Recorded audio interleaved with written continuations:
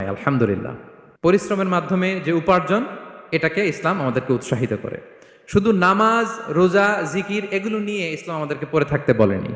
Quranic order হচ্ছে আপনার নামাজ শেষ, আপনি বেরিয়ে পড়বেন, কাজে বেরিয়ে যাবেন। ফাইদা কুদিয়াতিস সালাতু ফান্তাশিরু ফিল আরদি ওয়াবতাগু মিন ফাদলিল্লাহ।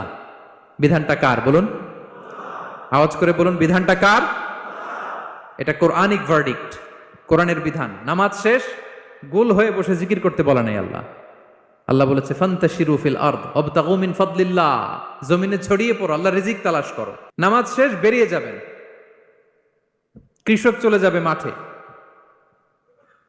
শ্রমজীবী চলে যাবে ফ্যাক্টরিতে, শিক্ষকরা চলে যাবে তাদের শিক্ষা প্রতিষ্ঠানে, কর্পোরেট ওয়ার্ল্ডের লোকেরা চলে যাবে তাদের প্রতিষ্ঠানে। ডেভেলপমেন্ট করতে হবে, সিভিলাইজেশন করতে হবে। নামাজের পরে গোল হয়ে বসে থাকা চলবে। নিজ হাতে উপার্জিত কামাই, এটা পৃথিবীর